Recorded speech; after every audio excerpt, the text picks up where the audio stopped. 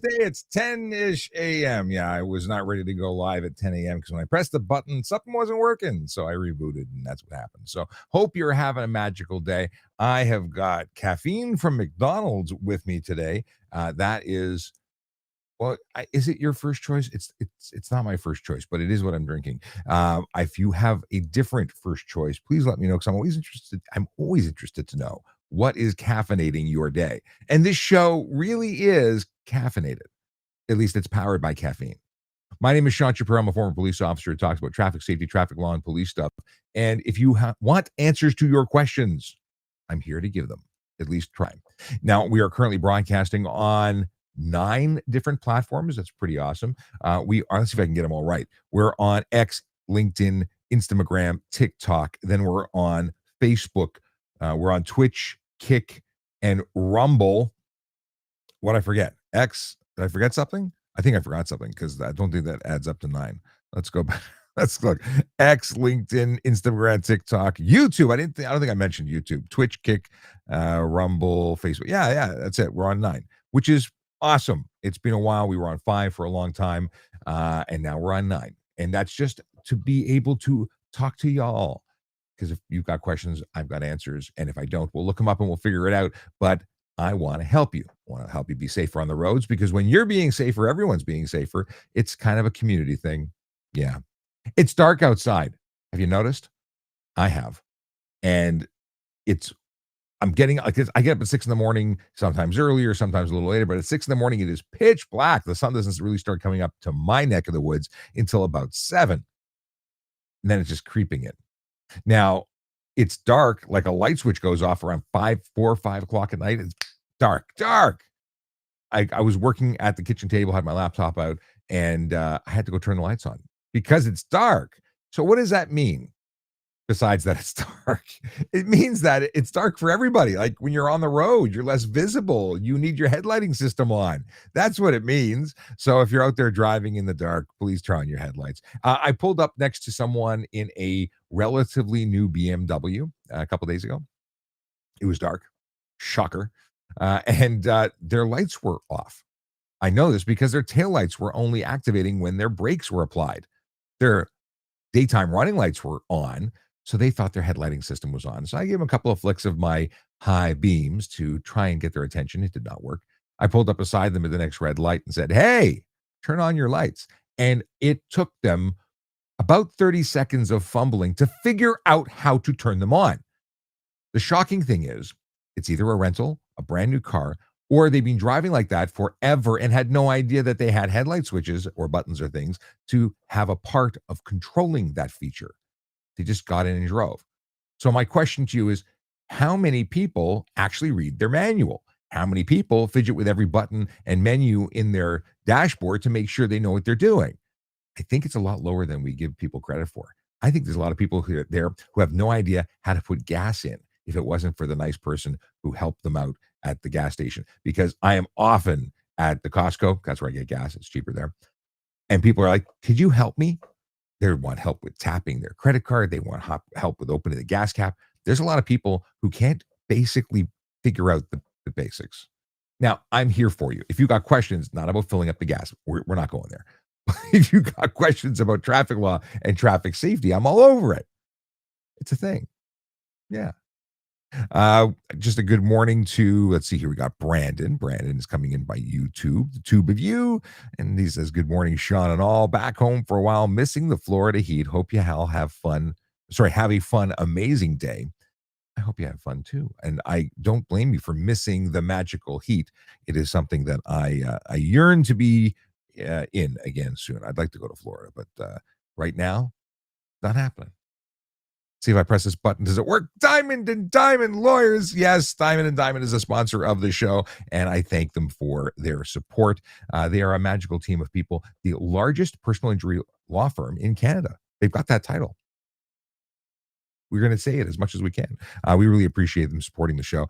I pressed it again. Did it go away? No. There we go. Press it twice. As this is a not-for-profit organization, the Canadian Organization for Better Traffic Safety and Education.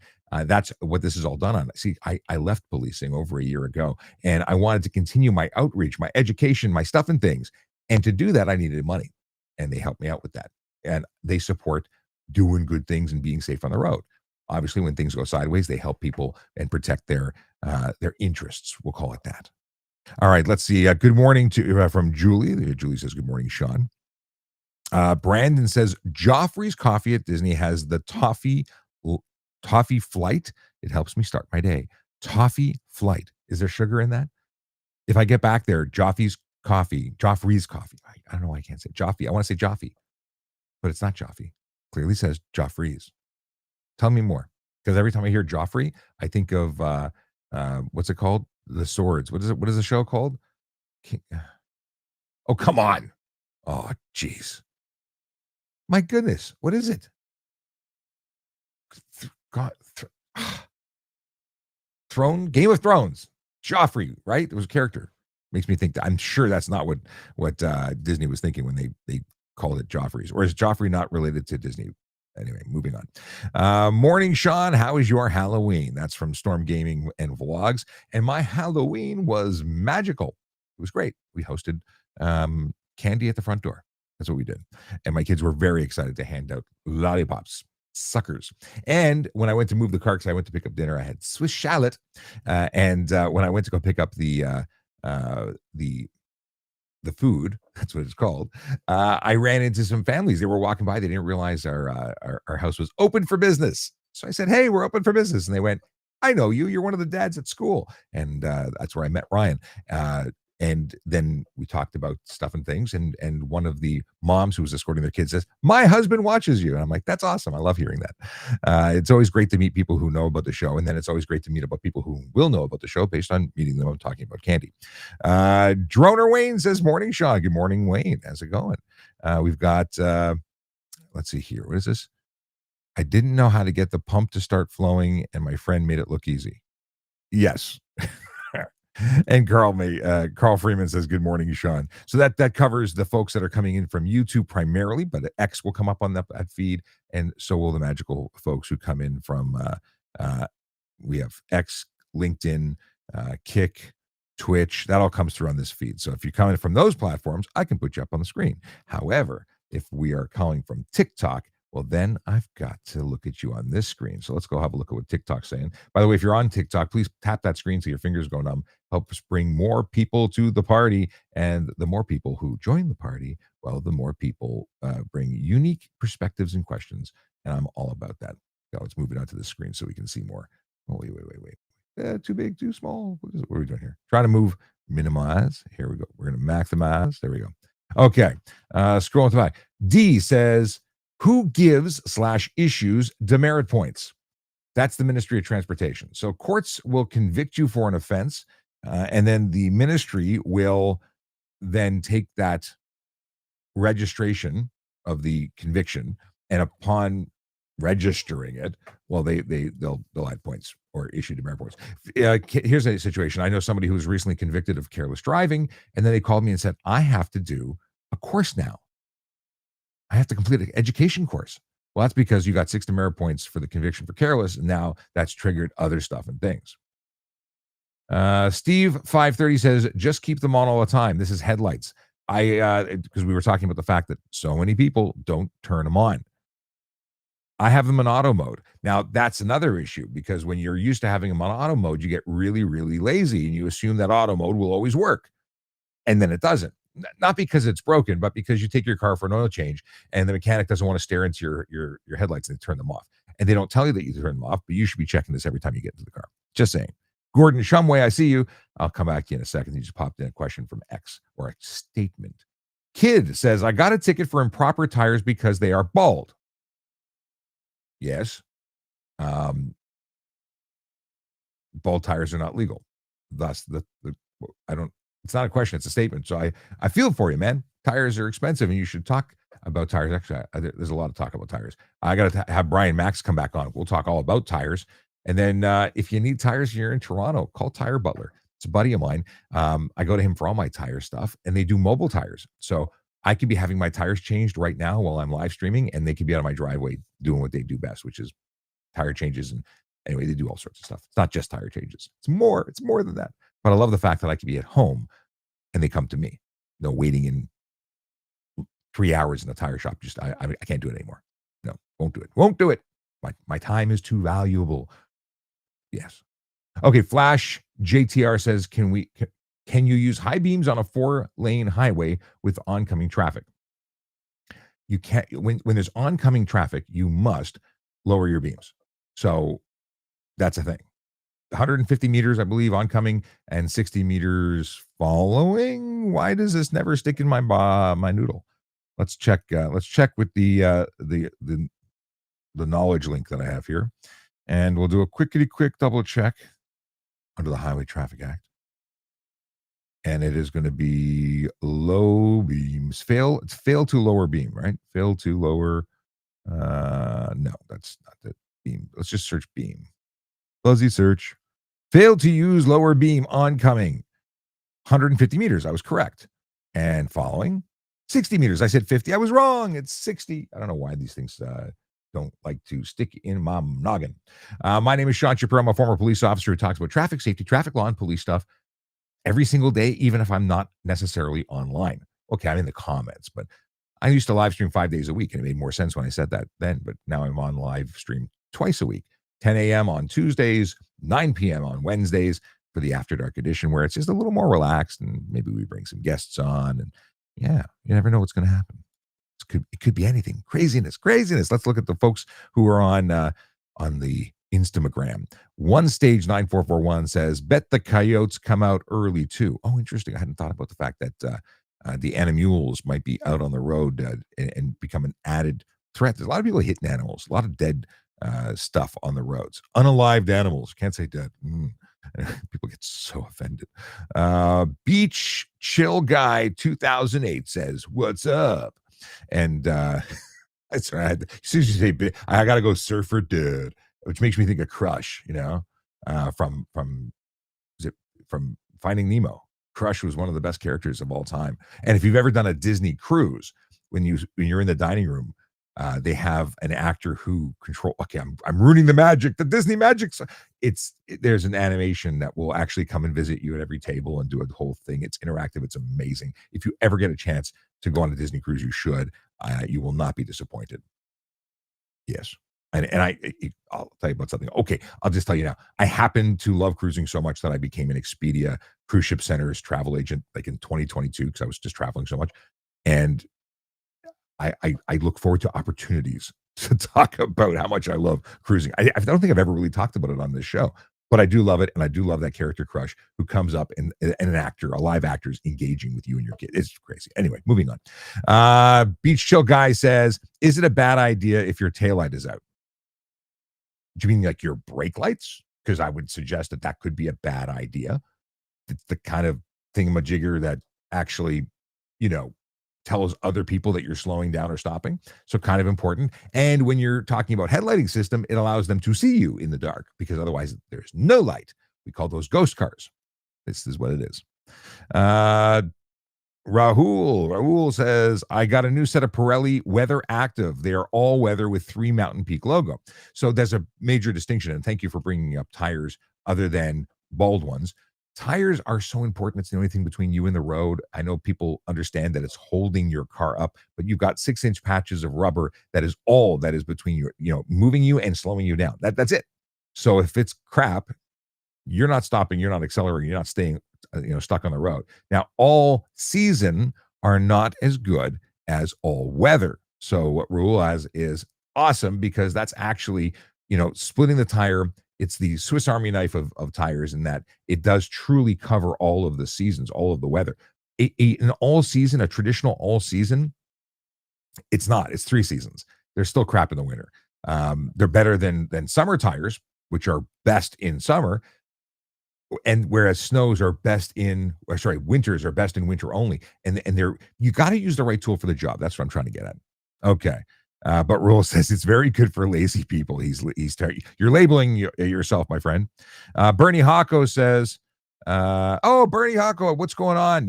Now he's got a channel that talks about diamond coating. Diamond coating? No. What's it called? Ceramic coating motorcycles. Bernie, good to see you. He says, just started following you, Sean. Great channel. Thanks very much, Bernie. I appreciate you. But if you shout out to Hocko there, if you need your I'm assuming it's motorcycles only, but maybe it's because I see a logo of motorcycle. If you need to get some ceramic coating, go talk to him. Okay. Scrolling back. Scrolling back. What do we got here? Landon wanted to know if I was with the OPP. I'm not with anybody anymore, but I used to be with the Toronto Police, and I retired over a year ago. Thanks, Tracy, for letting them know in the comments about that. Tracy's one of our moderators. Dawson has a question. What was the most expensive ticket of your or dangerous ticket that you have given out? Most expensive has to be stunt. Given out lots of them.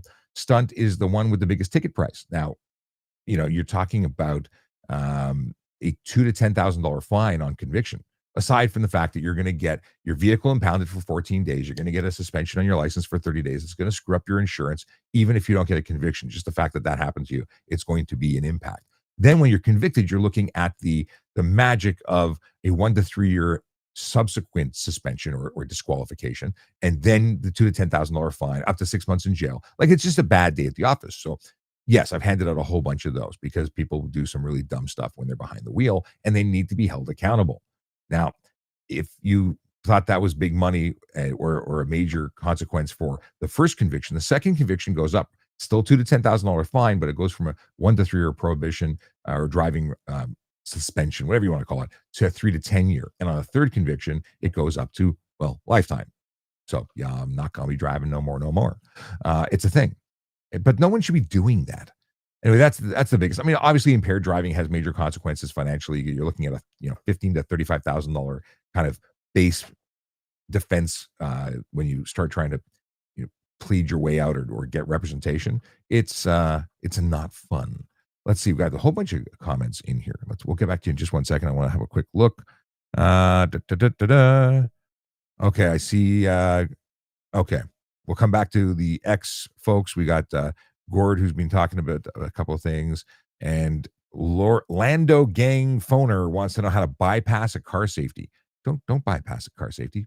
Drive vehicles that are safe. John and Ponch. Let's get that on the screen. John and Ponch and the Large. He meant Sarge. Say hello. So Gord Shumway was recently visiting the magical folks who played the roles on Chips. So Poncherello, Frank Poncherello, John Baker, and Sergeant Cotrere were the actors who played them were meeting up at an event, and he went and said hello. And of course, I met them and hung out with them a couple of years ago. Meeting my heroes, it was truly, truly amazing. I'm glad to see that they're doing well and that you had fun and that they send regards. It's amazing. And Bernie Hawko says, Hawks Custom Ceramic, thanks for the shout out. You're very welcome. Appreciate you. Okay, let's see what's going on here. Landon says, if you're talking about a safety for a car, can you bypass it if you need it? But what is a safety bypass to you? And then Rack says, can I refuse a search pat down? Refuse under what basis? So you're being investigated? No, you can't say no. You can't search me for weapons or drugs. You're being arrested. It's a search subject to or subsequent to arrest.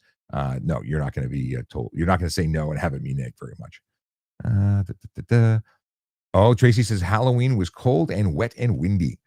See, I did it from the safety and comfort of my home, merely opening the door to say, here's candy, go have sugar. I don't think we even ate any of the candy, but we gave it away. I certainly didn't eat any of it. JC, thanks for the follow. Mike Wilson, 5150, thanks for the follow. If you're watching and you've never seen the show, my name is Sean Shapiro. I'm a former police officer. I talk about traffic safety, traffic law, and police stuff. My goal is to make roads safer through education, and that's why I do what I do. Now, recently, I spoke to a group of students at a Toronto Police-run program that is working to get young people motivated, educated, and into the driver's seat. Yes, they're actually working with kids who may have not had the opportunity to have someone mentor them, and they're teaching them and guiding them through presentations from groups like Better Traffic Safety and Education that I run, and other groups, and just amazing work done by the Toronto Police, and I commend them for it. But it really was a pleasure to speak to some young people. If you are one of the young people that I spoke to recently on Saturday, say hey. I invited them all to the live stream. Hope you don't mind. But it was great to be out. I speak to folks at schools and businesses, and it is a great way to talk about safety.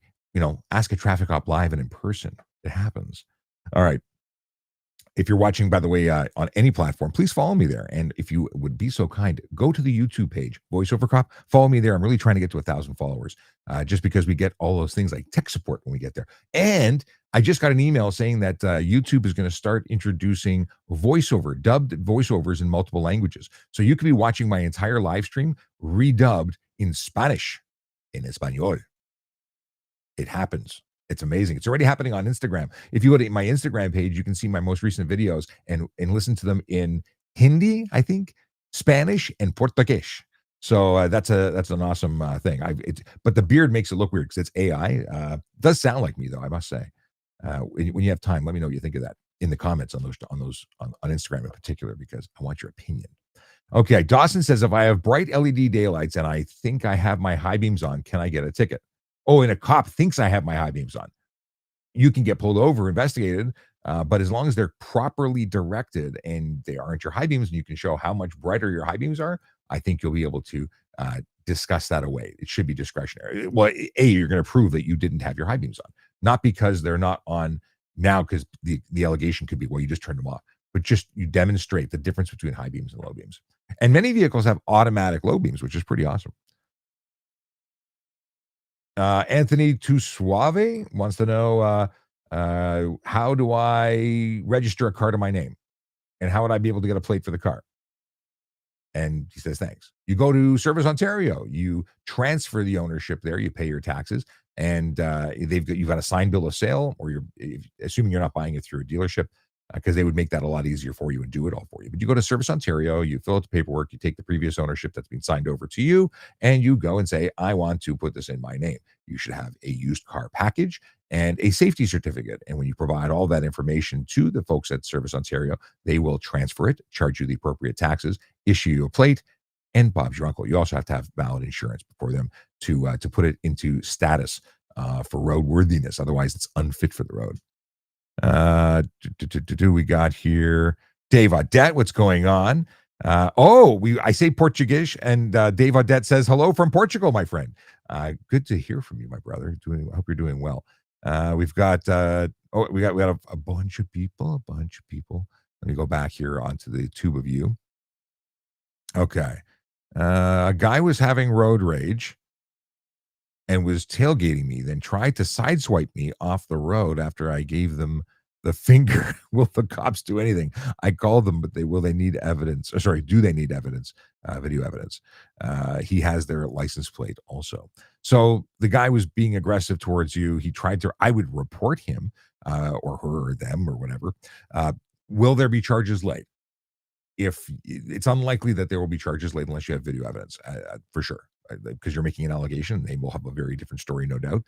If they have a history of it, if the officers believe that it was criminal instead of simply a misunderstanding, they could lay charges based on your making a statement. But will it happen? I think video evidence is going to make the biggest difference. Tailgating is one thing. If it's seen done, it's an easy ticket. The running you off the road business is much more serious, obviously. The fact that you gave them the finger really isn't part of the scenario. However, I'm glad to see that you're okay. So I'm assuming you're okay. You didn't say anything about being injured. And so often these road rage incidents turn into something far more serious, where someone is injured when a collision does occur. Now, the positive, if there can be a positive, is that there's a very clear reason for police to attend, and they do attend, and then you get to say your piece, they get to say their piece, and very often that results in a charge, whether it be criminal or simply HTA. Now, here is a wonderful opportunity to say, buy a dash camera. If you don't have one, you should have one. Every vehicle on the road should have one. The one thing I can say about Teslas that's positive, regardless of what you think of electric vehicles, is they have the best cameras in the business, because they're 360 cameras and you can store them and submit them. And I've had such great evidence assisting me with investigations specifically from those cars, because they have that footage. You should have at the very least front and back camera, in my opinion. If you don't have one, you want to get one, I will have links in the description of this video, and they're on the webpage. If you go to askatrafficcop.ca, links to my Amazon page, where I have a number of products available. If you do buy through those links, it does support the Canadian Organization for Better Traffic Safety and Education. You don't you're buying stuff anyway. Might as well buy it there. You don't have to, but if you do, you're doing good work, helping us out. Bernie says, Sean, you're an experienced motorcycle rider. Can you speak to riders taking their motorcycles out when the temperatures are close to freezing, effects of cold temperatures on motorcycles and tire traction? Tires are such a thing, such a big deal. And what folks don't realize, and thank you for the question, Bernie, tires change, and at least their effectiveness in different conditions change dramatically. And motorcycles are even more susceptible. Not only are they susceptible to just dirty roads, salty, sandy traction, you go from that 6-inch patch in a car times 4 to a tiny, like a toony size patch, maybe a little larger, on a motorcycle, and then you're using the entirety of the motorcycle tire because you're rolling on it, and it changes where you're making contact. In any case, it don't stick the way you think it will in colder weather, and we find that there's an increase in motorcycle collisions. Not so much that they were hit or hit someone causing the collision, but they lost control because their tire didn't stick to the road the way they thought it would. Lost control because the dynamics of that stickiness. Well, they weren't sticky anymore. The tires had become hard, and they become hard at a much higher or lower temperature. Higher temperature. So 7 degrees is when we start saying people should 7 degrees Celsius +7 is when the average person should be switching to their winters. Obviously, if you have your all seasons, people don't do it. But motorcycles, yeah, when it's below 7 degrees, you're really taking risks. So there are winter tires for motorcycles, although I've never really seen anyone buy them because we're just not in a climate that rides all year round. But take very serious, take this into consideration. Motorcycles are a great summer transportation, even fall, spring, but when it gets colder, be careful out there. And I would just consider it a time to put them away. At very least, it's not knee-dragging temperature anymore when it gets colder. And Gwyn says, greetings, ex-copper dude. Hello from IG Brock, Vegas. What's going on, Gwyn? It's good to see you. Okay, let's get back to TikTok, and we'll come back again to the fine folks on YouTube and all that jazz in a moment. Try and spread the love. It's not so easy. Very often we get into questions, and then other folks feel like they're being ignored, but we are live, and I try and get to everybody, even though that's not as easy as you might think. If you're watching on TikTok, please tap the screen so your fingers go numb. It allows us to have more people in the party, more questions, more interesting things to talk about. And for anyone new to the channel, my name is Sean Shapiro. I'm a former police officer who talks about traffic safety, traffic law, and police stuff. And if you've got questions, this is where you ask them. It's not always easy to get a hold of a police officer. May not feel comfortable talking to a cop. Even when I was a cop, I know that it was easier on social media to be approached. And now that I'm not, it's even easier because I'm not coming to your house to investigate you. I wasn't then either, but this sounds better. If you are not able to get your questions through today, know that you can also email me, voiceovercop@gmail. You can go to the website, askatrafficcop.ca. You can ask in the comments of any video. I try and read and respond to everything. So I'm here for you. It's just a thing. Yeah. Also share with people that you think suck as drivers. And we need more people to be educated. Moving on. We got here. Do you need the same thing? You need to say, okay, a lot of people answering the question about registering. Toronto Baby on TikTok says, dude, don't you have something better to do? I don't know why I made him kind of a surfer, but I think the comment deserved, well, he's open with dude. So this is something that I do. And this is something that I have chosen as a career path as a police officer focusing on traffic. This is what I did.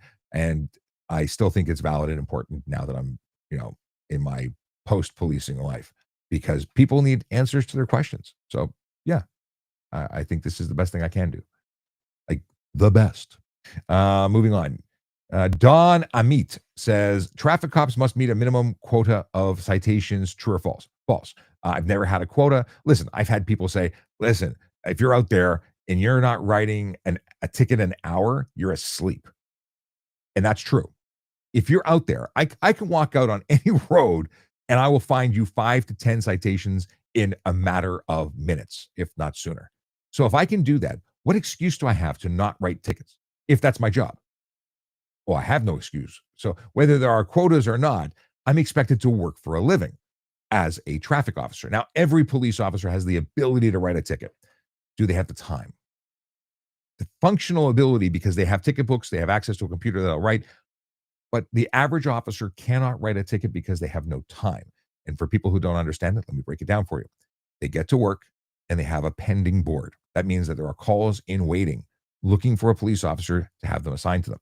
They get their stuff, they put their lunch bag in, they check the lights and sirens, the cameras, they do their checks, and they hit go.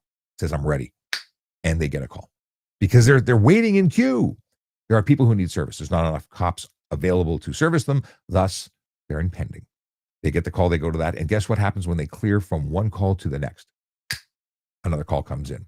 And when they go home at the end of their shift, if they get to go home on time, there are calls impending for the crew coming on. There are always pending calls. So those people don't get involved with proactive policing, proactive traffic policing. Unless they're assigned to a specific enforcement detail, they don't get to do it. Now, we do have, I say we like I'm still there, the Vision Zero enforcement team from the Toronto Police Service has dedicated officers. Now, all officers are dedicated, in my opinion, but these are dedicated to traffic enforcement.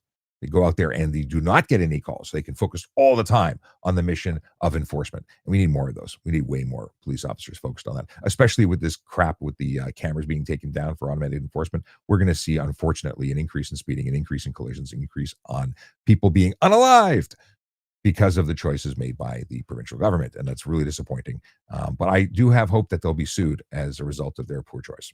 That's all I can hope for. I won't be involved in it. I'll happily testify against them. I testified to city council in Vaughan when they were talking about doing it. I will happily testify in support of the program and against the people who chose to get rid of it when there are damages, that you're trying to get. Now, I'm not advertising myself to say that I'm available just free to do that, or whether it be volunteer or I'm not trying to say that you should hire me to come testify. I'm just saying that they are wrong and they should be held accountable. And when there's lawsuits, I'm sure someone's going to say, hey, can you come testify? And I will, yes, I will happily do that. Anyway, moving on. Dad joke from Akila Draconis. By the way, if you have dad jokes, if you are a dad joke person, please share them in the comments. I do like to read them at the end of the show. Lando wants to know if tinted headlights are illegal. They are illegal. You're not allowed to tint you can only project white and yellow or amber to the front of the vehicle, period. Reducing the effectiveness of your your headlights makes them not functional, not as safe. And certainly when people use color coatings, there's specific charges for that. We got here. Let me just slide up here. Oh, it's too funny. Jerry's producer. I'm streaming right now. Of course, my keyboard is asleep. Let's see here. Just responding to the radio station because I jump on with Jerry Agar on News Talk 1010 on a regular basis. Right now. Okay, let's see. We have Lincoln who has a question. Can a G1 driver have two people in the car? Yes. However, that's only if the second. Well, okay. Let's back it up.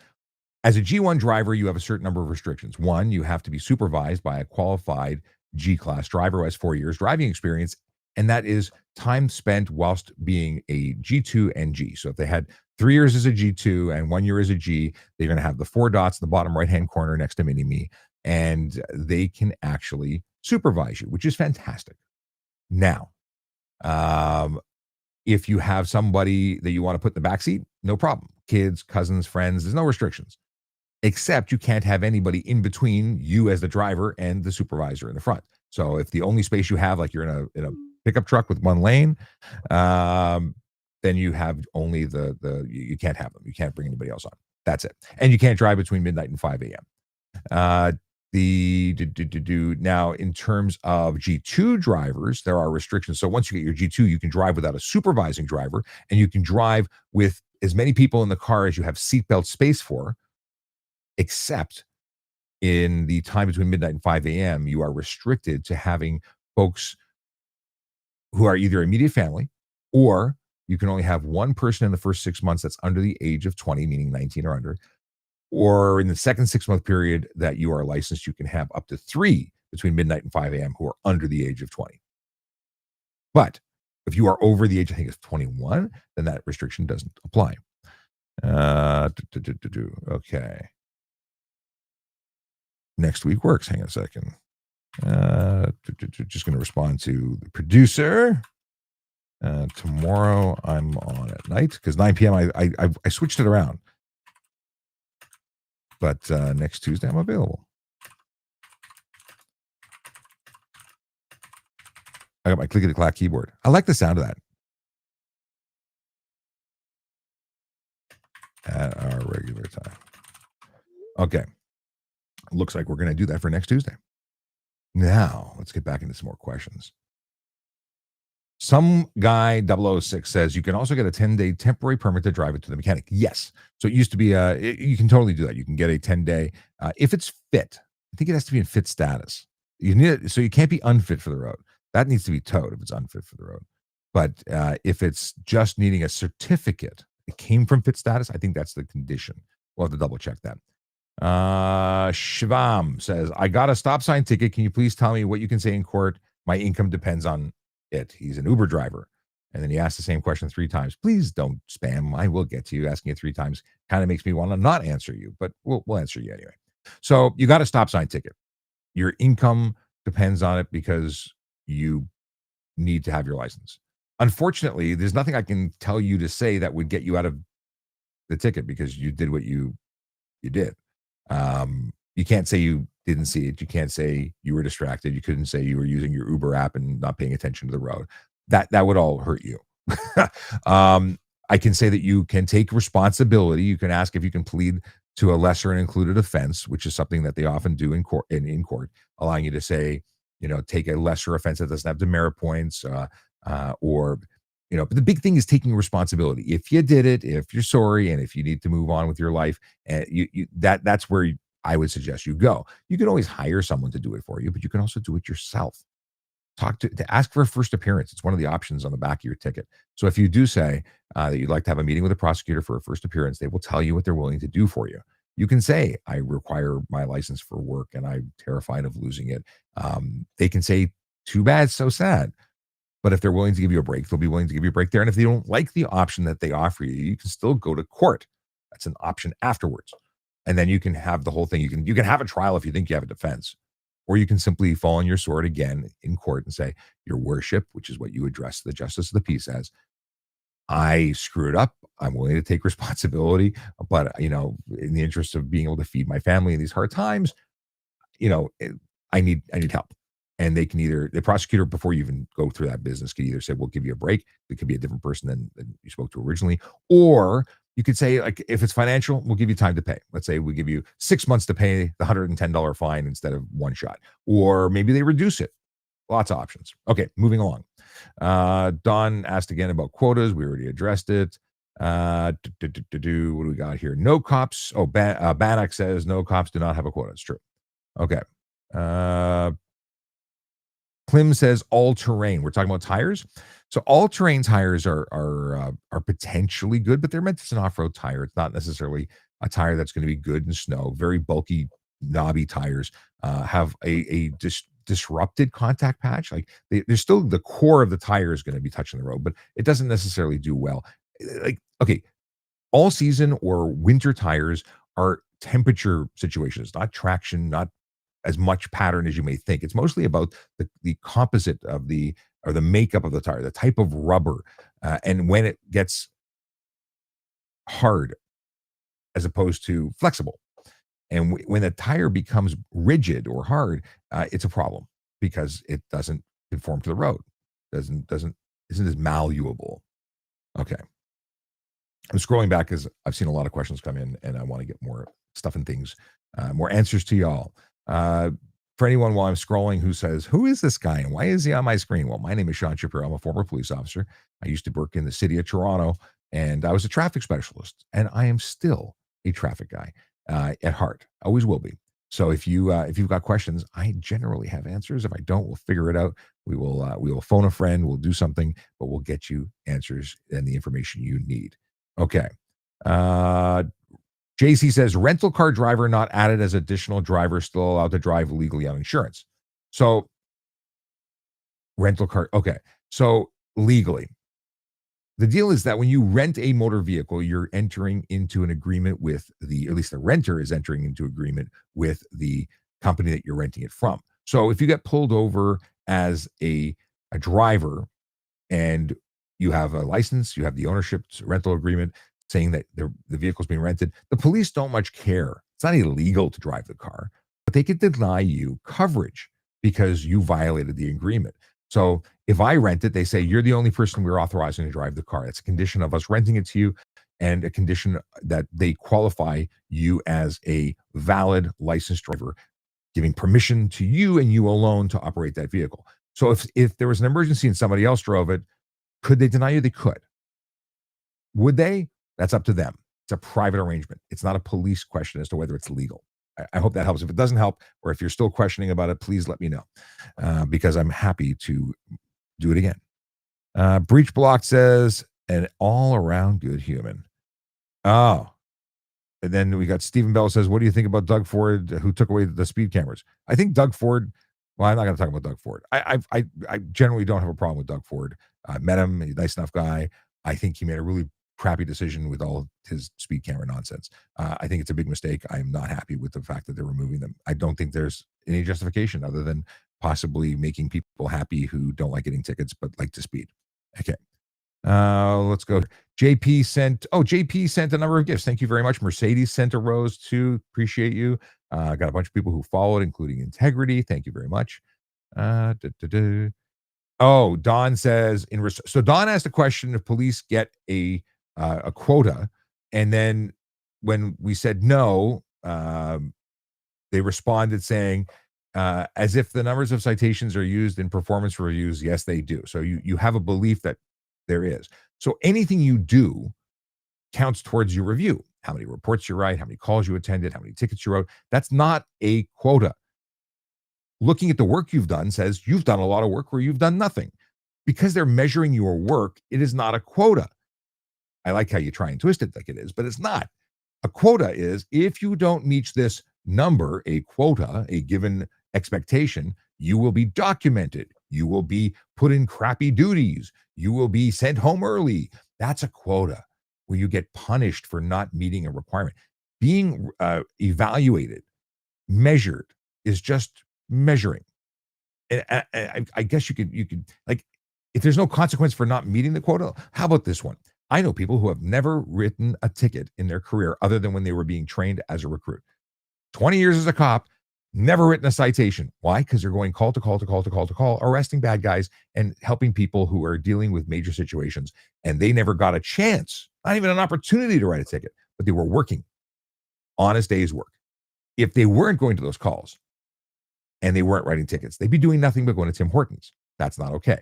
So I appreciate that you're trying to twist it to suggest that there are quotas when there are not, but there are not. Mike Wilson 5150 says, how do I get a license for a homemade bicycle with a motor? You don't. It needs to be, actually, I shouldn't say you don't. You could effectively get that taken to, what is it? Get a VIN. You need to have a vehicle identification number issued to it, like a custom made car or a custom made motorcycle. It would be the same thing. So you need to have that meet all the requirements of a motor vehicle because it is one. So it'd have to get it safetied and issued, and it's what's it called? Transport Canada, I think, issues that. Bannock says, my dad's a cop, and he told me no, because you're Bannock, your dad, who is a cop, had told you no, is absolutely correct. There are no quotas.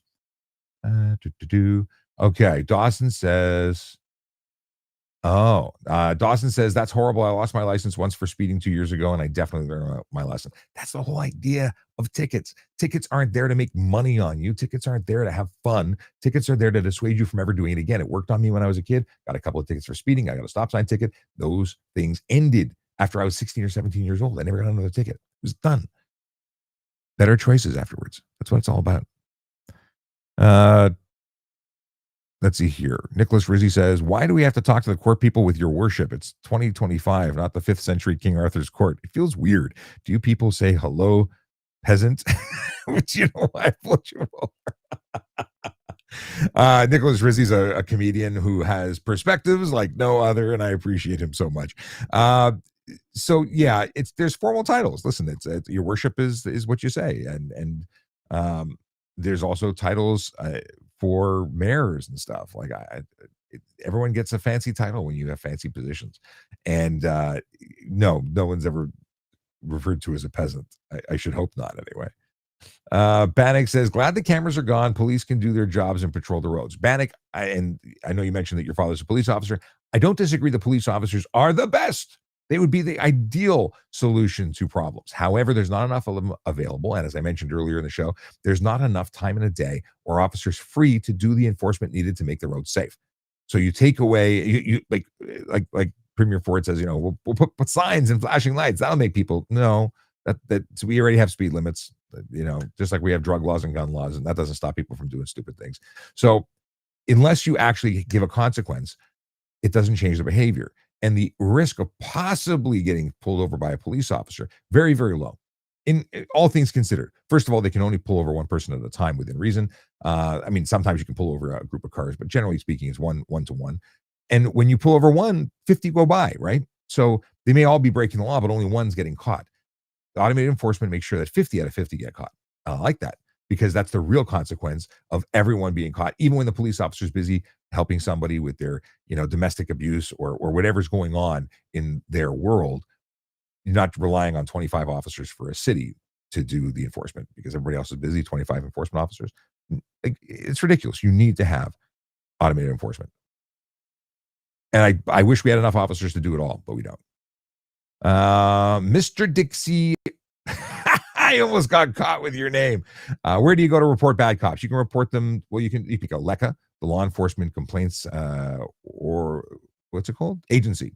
LECA is the Law Enforcement Complaints Agency. They got a website. You can go there. You can go to any police station, talk to a sergeant. You can make reports. If there are bad cops, they deserve to be found, reported, and they shouldn't work as a police officer. Lap Chung says, do you have a YouTube channel? Yes, it's VoiceOver Cop. And if you go to askatrafficcop.ca, you can get a link to it. Thanks for asking. We got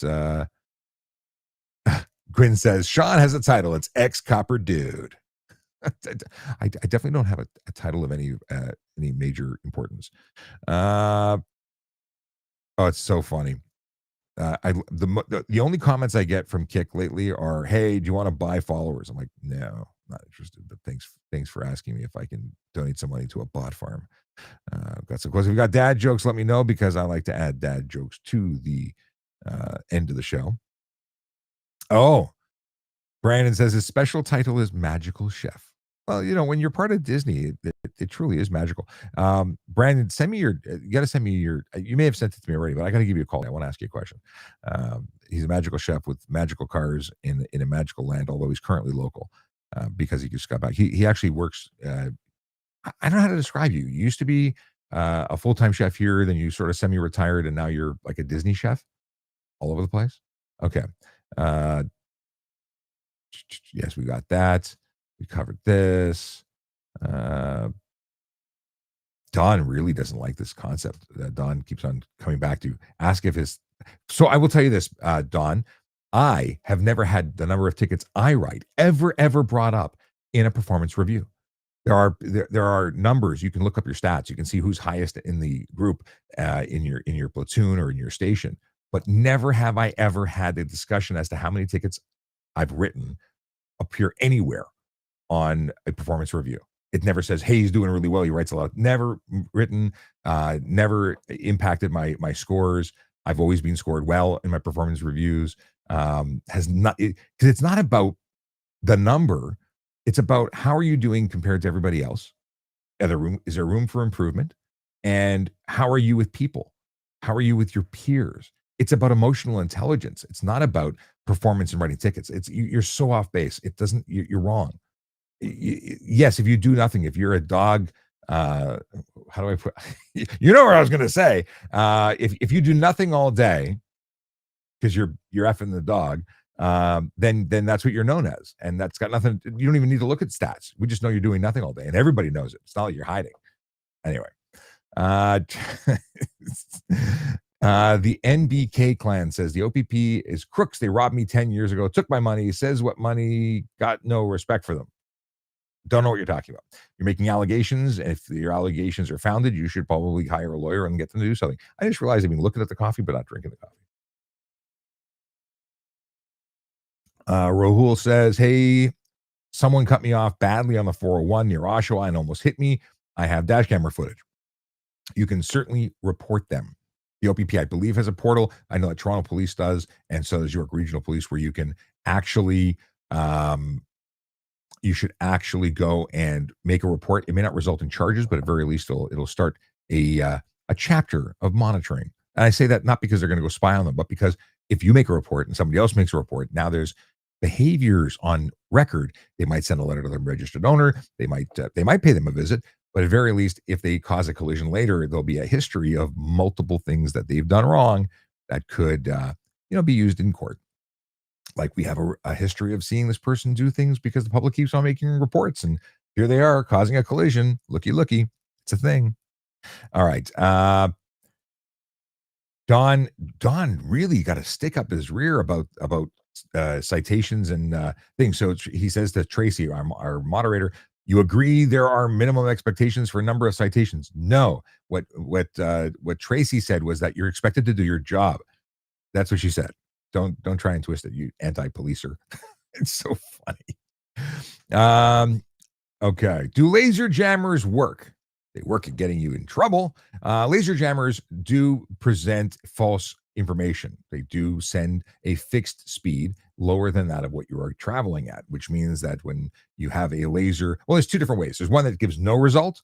Then we look at you and go, there's a laser jammer on there. And if there is a result, but it's far lower than it should be, then we say, hey, there's a vehicle that's going far slower according to our device. Well, there's also errors that come up, and there's detectors that detect it. Usually it's an error code that lets us know, which means we pull you over and investigate you for having something that interferes with our ability to measure your speed. And there's a fine for that. And we can confiscate the equipment. And it doesn't save you. It complicates things because now we're taking apart your car with our multi-tool trying to find it. And we do have that authority. People don't like that. They usually hand over the device or point it out so it can be removed with as little damage as possible. But I always carried tools with me, and I was always happy to take things apart. I tinker. You can put it back together after. That's your problem. But don't put illegal crap on your vehicle. Boom, boom, boom. Bernie says, this is Bernie Hocko from, I want to scroll back so I say the right name because it's for Hawks Custom Ceramic, the ceramic coating for motorcycles. He's asking for suggestions for motorcycle riders on defensive riding, referring directly to protecting yourself. Make yourself seen with drivers turning left in front of you from the opposite direction. Listen, I having been the recipient of a bumper as a guy drove into me because he was turning out of a driveway onto the road that I was traveling on. I can tell you that you are in a bad spot when you're on a motorcycle and you make contact with another vehicle. Just you need to have your head on a swivel. You have to be better than everybody else. You have to be more skilled. You have to practice your skills. You need to assume the worst and drive defensively. Take professional riding school. 100%. That's what you should do. And you should take refresher courses and advanced rider courses as much as possible. Obviously, it's not free. So one thing that we did with Motor Squad was practice and pay attention. One of the nice things about motorcycles is you can't ride while being on your phone. So many drivers are fidgeting around with all their electronics and their gadgetry. Well, when you're on a motorcycle, you got your job cut out for you. You're riding, and hopefully you're entertained and enjoying it. Otherwise, you probably shouldn't be on one. I have seen food delivery people messing around with magical devices for doing their Uber deliveries, and I've also seen them smoked at intersections and approaching intersections because they're distracted. So Hako says, I've seen an increase in fellow riders getting hit by cars from opposite direction turning left. Well, left turn is one of your highest points. You're going straight, you might be going fast, and someone turns in front of you because they're asleep at the wheel. Well, guess what? You still get broken and hospitalized. So you have to be better, and you should not be speeding. You should not be in La La Land. You have to be focused, and you have to anticipate what's going to happen. Now, you're not psychic. I'm not suggesting you should be, but you need to be able to respond. And other drivers need to be paying attention for riders. They just don't know. They either you show up as invisible, you got one headlight, they think you're a car that's further away, or they're just on their phone, not doing what they're supposed to be doing. There's so many things. Motorcycling is inherently dangerous, but so is driving. And if you focus on doing the best job you can, following the law and driving safely in your environment, you're off to a good start. Watch those cars. If there's something that's waiting to go left, they're the problem, and they might be meeting you in the middle. Bernie, if you want to add to anything, please jump in. And Bernie, you should come join the show sometime. I would love to have you on to talk about. I need to know more about ceramic coating. I'm not like 100%. I have no idea how this works. I just see little bottles of stuff that people talk about, and I don't understand what it does. Does it change things on a molecular level? Serious question. Exclusive says, "Hey, Officer Shapiro, I hope you are well. I'm hoping to apply to Peel Police. I'm mostly worried about the tuning portion. Um, fitness tuning portion. You mean that once you get hired or getting ready to be hired? The application process requires you to be physically fit, and the standards are set out in plain sight. They're not. There's no secrets. Train, train, train to the point where you can do more than what's required of you, so you're not gassed and trying to just pass, but you're breezing through it because you trained beyond the goals. That's what you need to do. Feel free to reach out to me, ask a traffic cop. Actually, just go to voiceovercop@gmail. You can send me a personal message there. Happy to give you some tips on what I used to get through the testing, because obviously I had to, and running sucks. They said exclusive says running. Yeah. Oh, they meant fitness running portion. Running sucks. I'm not a runner. I'm over 300 pounds, 6'5", big guy. Big guys have a lot more weight to get going, and then slow down and turn around and get going on the shuttle run. It's back and forth. It's not the straight line running. Straight line running is less of an issue. Shuttle run, it's an NO2 max test. I have some tips for it. I've talked about it before. I'm happy to talk about it again. Let me know. Let me know if you need that. We'll discuss. User with lots of numbers on YouTube says, lots of respect to all police. Admire so much now with all the cameras on us for every move we make. Myers, I think you said admire. Listen, I have no issue with cameras. I really don't. I like them as police officers because they what they do is all the false allegations against police, we hit play, and then we see what really happened, and the complaint goes away because they're unfounded. I have no problem. If you do nothing wrong, cameras are not scary. Oh, I love this. Breach Block says there are no quotas. Police can write as many as they like. I used to actually always quote Frank Poncherello from Chips, the character, and say, "Yeah, there's no quotas. My sergeant said I can write as many as I like." I said that all the time, both on the show as well as in the on the show and on the road. I was legit. I'm a big fan. One of the reasons I became a police officer was because I watched Chips as a kid, fell in love with being a motorcycle cop, and I got to do what I wanted to do. Dream met. Erky says, "What up, traffic bro? You should play Grand Theft Auto, but only follow the road rules." I got no time for video games. Sorry, busy working, busy doing stuff and things. We got. Don says to Tracy, "City cop told me the department had unofficial contests of most citations in a month." That's not a quota. That's friendly rivalry, and that's not hard to do. I wrote as many as I could write in a day. I couldn't write more because I was busy writing them. You can only write as many as you can write. So that's not a competition. That's just being useful. And Marcin says, "Hi, so speed camera is going to be removed. What do you think about that?" I hate it. I think they should be here. I don't think they should be removed. I think they're an amazing tool, as do all of the traffic safety professionals that I know and talk to, as well as all the police folks that I read about in the paper. Even I had an article published in the Globe and Mail on the topic, and everybody I know that is related to traffic safety says that they are needed, necessary, and good for us to have, because they are proven to slow traffic down, which goes directly against everything that the government has said in their nonsensical removal of them. But hey, it's politics. Bannock says, "It's great. The cameras are gone. Police can do their jobs patrolling." Police always could do their jobs patrolling. But what you're not picking up is that they're busy and don't have time to do proactive patrols. They're just not. It means there's going to be less tickets issued, more deadly collisions. Bald Eagle Miller says, "Hi, Sean. Could you elaborate on differences between careless driving versus stunt driving, please? Thanks." So careless driving is simple. It is simple. It is where you undue care and control is careless. So you're driving in such a way that your driving is unsafe, and you're not doing what you need to do to be properly putting it safely on the road. That's a really terrible example. Drinking water. If I'm chugging water and looking at the ceiling and I'm swerving, that's careless driving. 6 demerit points. Bad day at the office. $395, I think, or is it gone to $495? Anyway, it's a chunk of cash. And at one point, careless was seen as like the end all be all. That was the big ticket. The problem is we started seeing high intent situations, high intent, intentional acts like doing 150, doing 50 over, uh, burnouts, donuts, wheelies, all of these things, jackrabbit starts, all of those things are well beyond that of careless. They're bordering on criminal intent, dangerous. And they gave them something lesser than criminal, but a more impactful charge to address the kind of behavior, which is super dangerous. And then you've got those 13 to 15 triggers that are stunt driving, which take a 14-day vehicle impound, a 30-day suspension, and further suspensions on conviction, 1 to 3 years in the first time you're convicted, 3 to 10 on the second. So it's a very different side of things. It's definitely acknowledging the immediacy of the consequence, because one says we'll give you a ticket in the mail, you can, or give you a ticket and you can come deal with it later, but drive away. And the other one is we're taking your stuff now. Thanks for coming out. And it's important to have that immediate consequence. The other issue is before the immediate consequence, people were just pleading it down, right? They were just getting rid of stuff. They would take an offense and they would just plead the 495 or whatever, the careless down to speeding.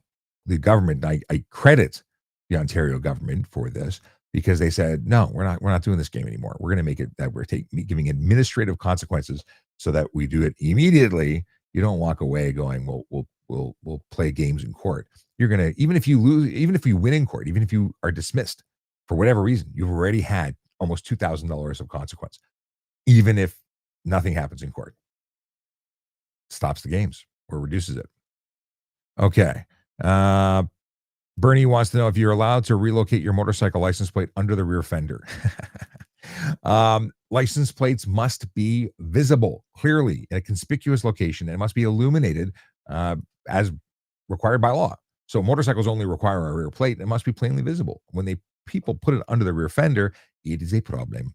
It's a problem because it's not illuminated unless they try and put a little tiny LED to try and meet the requirements. But if it's not plainly visible, it's not visible. Thus, it's not within its legitimate required under the do I remember the section? I don't remember the section. However, there's a regulation for plate mounting. We could talk about that on a video. That's funny. Tracy, thank you. Tracy's losing her mind with Dawn, who's really, really stuck on this. Cops have a quota. Even, you know what? I think we should have a quota. I think every cop should write as many tickets every day. And if they don't meet their minimum of yesterday, they should have to write twice as much the next day. Who cares? They're catching people who are breaking the law. If there aren't quotas, we should make quotas. And I think, Don, you should be our poster child for someone who needs more tickets. It's hilarious. What's your issue? You got a ticket and you want to say that it's because they were meeting a quota instead of legitimately writing a ticket you deserved for breaking the law?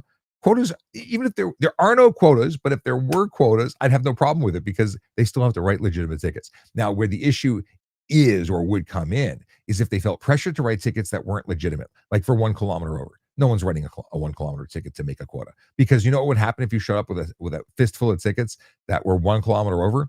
You would be made fun of. For one, you'd likely be pulled into the supervisor's office and ripped apart for wasting the court's time and wasting the public's time and working against building bridges in the community. Because tickets aren't about breaking things down. We're not punishing you for stupid things that just to try and make a buck or make a supervisor happy. I think that's what you're alluding to or suggesting is happening. It's not. Like, when I was writing tickets in a 60 zone, I was looking for 25% over the posted limit. When I was doing stop signs, if you screwed up your stop sign, if it wasn't perfect, if you rolled a little bit, but you made efforts to see, I didn't stop people for that.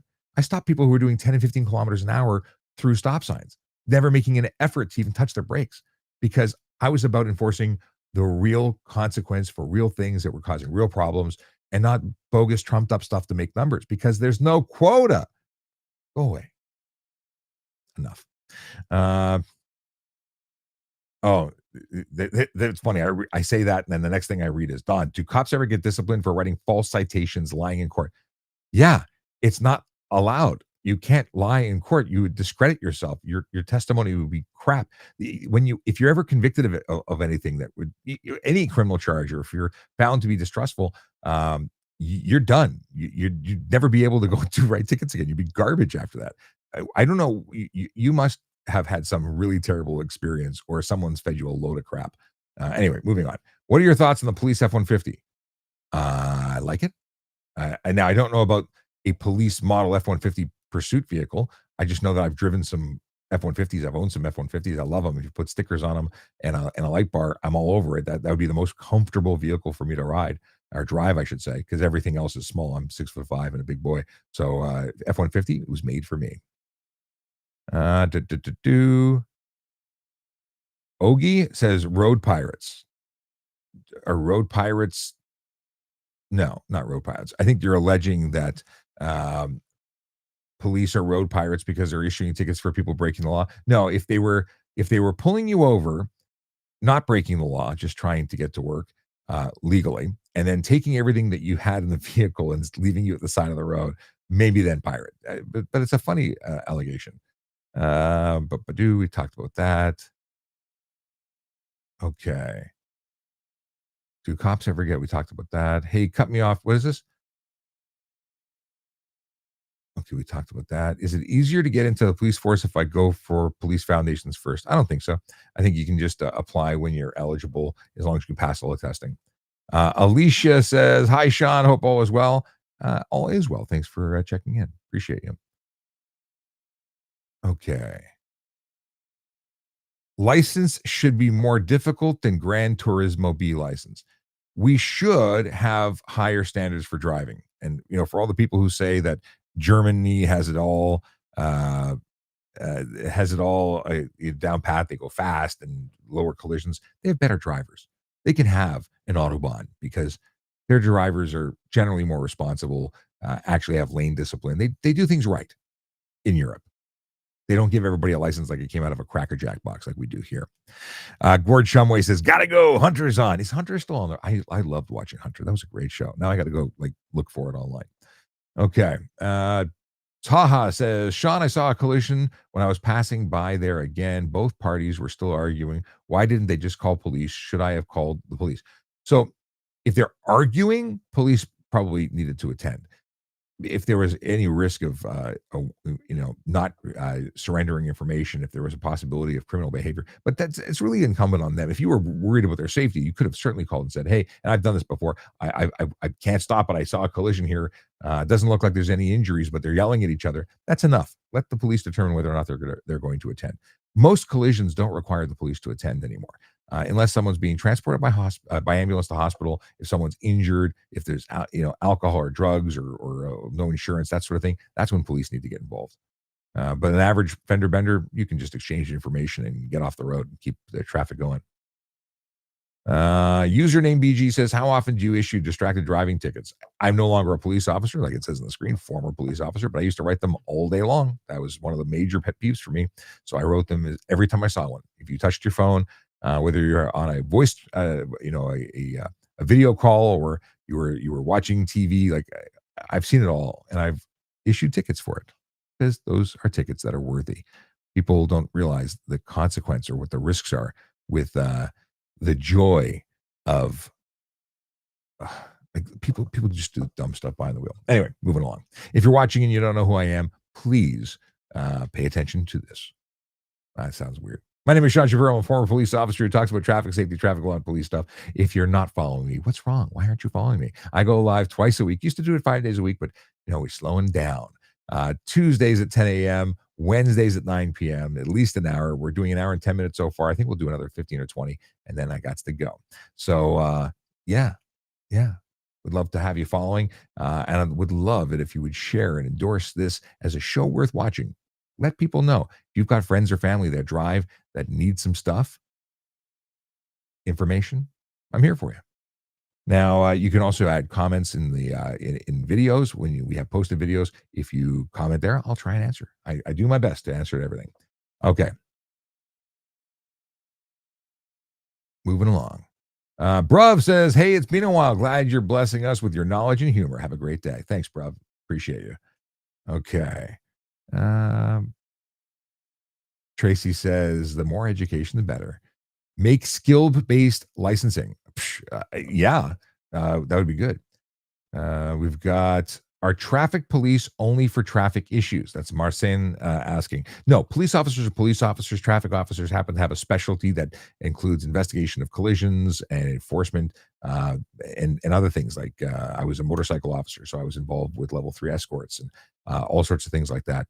Dignitary or calculate. What's it called? Facilitated moves. Yeah. Um, we have. Okay, we talked about that. Username BG says, so there's officers specifically for traffic. There are officers who focus on it, just like there's tactical officers who work in the tactical units and deal with, barricaded hostage situations, as opposed to, some officers who are just doing regular 911 calls. And all police are doing valuable police work. Some of them just get into specialties that need additional training, and that's what traffic and tactical and motorcycle and all that jazz. Marine and dog, they're just specialties. Samir Naj says, is a jackrabbit turn a stunt driving charge? Yeah. If you turn left in front of oncoming traffic when the light turns green before that oncoming traffic has an opportunity to travel, then yes. Yes, that is stunt driving. Ogie says, MTO testing is a joke. Make reaction time a necessity. Samir Naj says, is he reading from another stream chat? Yes, I am. I'm on several platforms. Nine platforms in total. Why are radar detectors illegal in Ontario but legal in other parts of Canada? It's stupid. They should be illegal everywhere.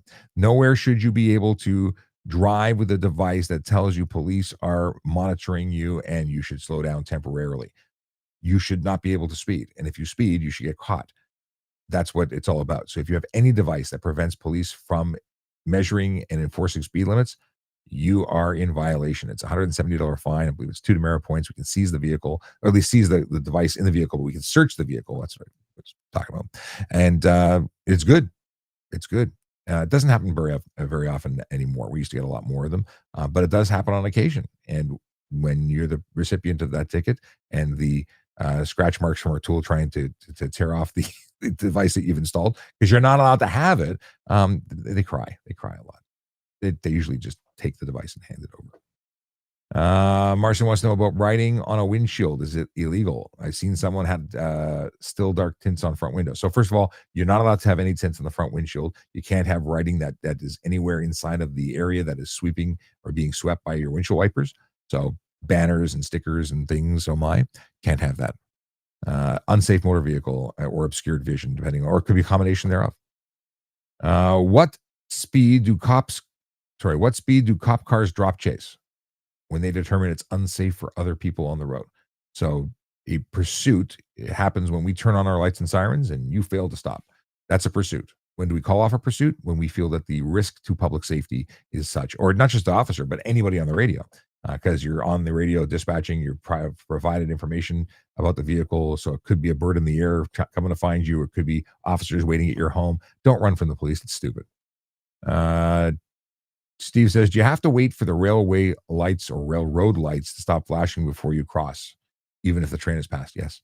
While the lights are flashing, you are not permitted to cross. Now, there's a good reason for that, because while one train is going this way and it's flashing, another train could be coming the other way, causing it to continue flashing longer. And if you assume that the gates are up and you should go, that is a good way to die. Just saying. So it's illegal as well. How do I beat this stunt driving charge? Apparently I was going 213 and 100, but I genuinely wasn't. If you genuinely weren't doing that speed, I would hope you'd be able to provide some level of evidence of that. At very least, you should be able to challenge the information from the officer. I don't know what to tell you. You need to come and say you weren't doing what you said you were doing, or they said you were doing. Beyond that, I don't have any advice to give you. I couldn't that there's a magic fix. But 213 is legit too fast. In fact, 150 is legit too fast. So what speed were you going? Because I don't think the argument is, you were only doing 200, because that's still stunt. Okay. I am definitely a bit behind in the questions. I'm just catching up. I see the same questions coming up. How do I beat the? I just read it. What's the first step to becoming a police officer? Make the decision that you want to serve. There's a big consequence, a big giving. It's a different type of life. It's a calling. So if you've determined that that's what you want to do, then start looking at your life, because you have to be able to answer all the questions. Everything from every job you've ever had. Look at your driving history. Make honest, like looking. You have to have an honest look at yourself, because if you have issues with credits, if you have issues with your driving, if you have any criminal behavior, that's going to be stuff that's going to come out. If you have any weird stuff that came out as where other people, because you're going to give references that are going to say, well, we think he's a little bit off. We don't think he'd make a good police. Well, that's going to come out too, because they're going to talk to your neighbors and friends and family. It's a job that they're looking under the hood. Yes. Uh, Alicia wants to know if you have to follow the recommended speed on curves. My driving instructor says no. It's not an enforceable speed. It is a speed, however, that is determined based on engineering. Well, the engineers who say if you go beyond this speed, if it's not ideal conditions, you're probably going to be off in the field. So if you want to stay on the road, you should follow those. And if your driving instructor is saying that you don't have to, they're right from an enforcement perspective, because the speed limit, you're trying to get up to speed on the highway. But when you smash your car or lose control and end up in the bush, they're not paying your bills. So speed limits are marked for ideal situations. Yes. Anything outside of ideal, you're taking your life in your own hands. But you won't be charged for speeding on them necessarily, because we don't do enforcement on those anyway. Okay, moving on. But thanks for the interesting question. I got to scroll back. Holy moly, a lot of stuff. What do we got here? Wicked says, "What's up from an RCMP traffic cop?" Hey, Wicked, how's it going? Wait, are you going to join the show? We need some RCMP representation. 1 second. I got to find you here. I'll follow you back, or if you're not already following me, and I'll follow you back, and then I'll find you. I mean, we'll have you on the show. The goal is to have cops from every jurisdiction on the show. It's not about me answering stuff all the time. I'm doing it because I haven't found people who want to do it or have permission to do it anymore. But yeah, the goal is to have active duty police officers join me as guests.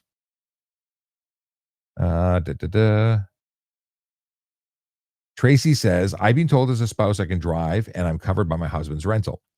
So it's up to the rental company as to how they determine who's allowed and who's not. But generally speaking, they want your license on file. And that's, again, legally isn't an issue. It's about the rental company's agreement. So they'll ask you, will there be any other drivers? They want to know if they're over 25, if they're under 25, because they charge a premium for insurance. Yeah. Let's see here. This user, lots of numbers, says, I got into a collision. The guy said, I am a cop multiple times. If the guy said, he was accusing you of being a cop, or he was claiming to be a cop. Either way, if someone was saying they were a police officer and didn't provide identification, that would be an issue. If they did say they were a police officer and didn't provide information, I would probably be mentioning that to the local authorities and saying, because you know who they are, they gave you their license, ownership, and insurance. I would go and report them and say, I don't know what they were trying to do. Were they trying to intimidate me? Like, I would be identified because of my social media presence, but if I was in a collision, I would go and actually report someone who was claiming or putting themselves out there and didn't show me a badge and ID. Why would they tell you that?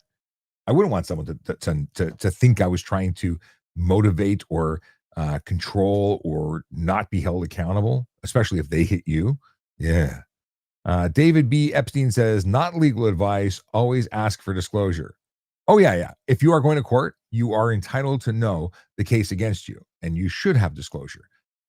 Absolutely. If you go to court and you're showing up and didn't know you need disclosure, you should ask for disclosure and put it over to another date. 100%.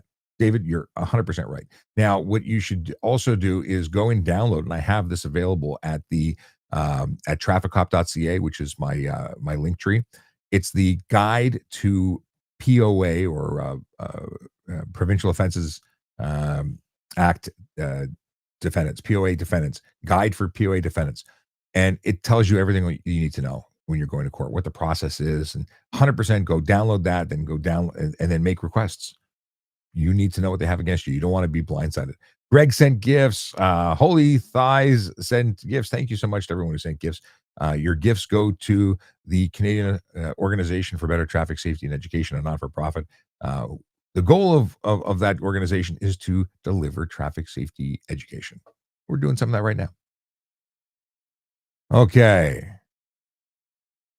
Alan Baldwin says, just learn how to drive and run big, wide mud tires all year round. Yes, learn to drive big, wide mud tires.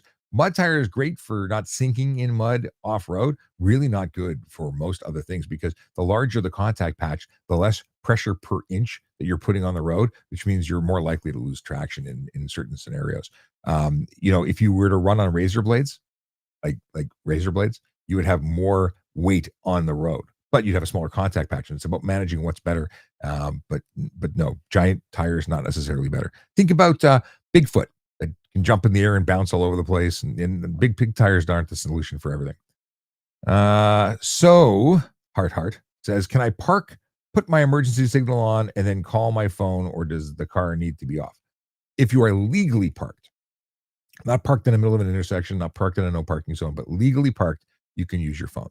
That's an area. The engine on or off is irrelevant. It's about whether or not you are parked, not in park, but parked in a legal parking spot. Yes. I got a ticket for no U-turn. I told the cop I was doing a J turn and I was given a warning. Yeah. Not. I mean, you're.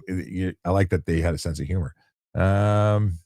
Bald Eagle Miller keeps asking about differences between careless and stunt. I already answered that. You can go to the YouTube page and watch the replay after the live is done, or even now you can watch it.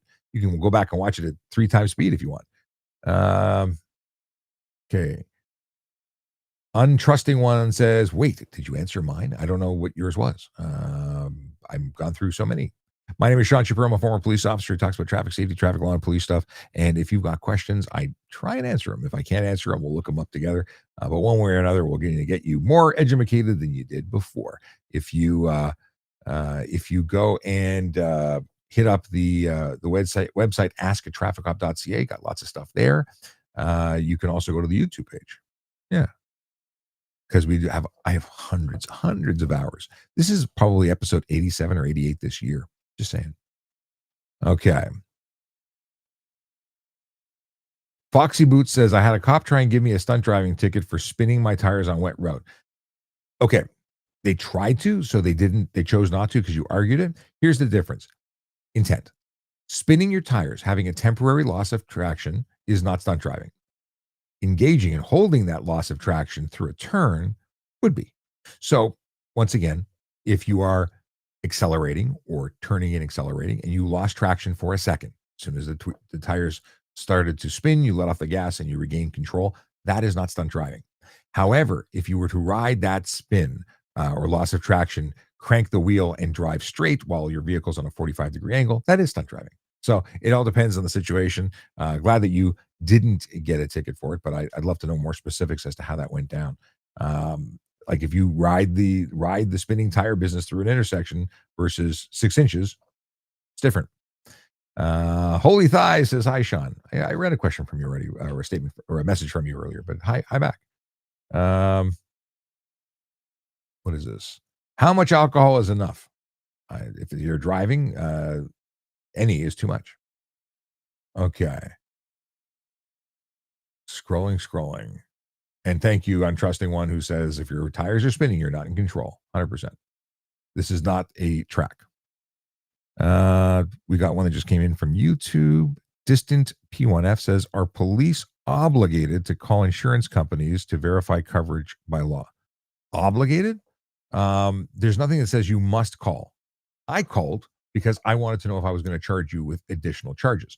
So if I pulled you over and I didn't believe, if I had a feeling that you needed to be investigated for insurance, if I didn't believe that your proof of insurance was valid or there was something in the conversation, I didn't call for everybody, but I certainly called more often than not. And if you had your certificate, your insurance card with you, I made notes. And then on my off time, because I have 3 years to lay the charge, I would call all the insurance companies if I couldn't reach them roadside. And very often I just called roadside and wanted to confirm. It's a quick call. It doesn't take much time while I'm doing my other paperwork. And they would say yes, no, or maybe so. They record all those calls, and any call, like very often, especially during the change of time, not time, but winter seasons, change of seasons, I would have people who, as the springtime, as things were thawing, people were bringing all their sports cars out. Well, they only had fire and theft on them, but they were driving them. They were all driving without insurance. Many people were charged by me for that. You cannot operate a motor vehicle on the road without insurance.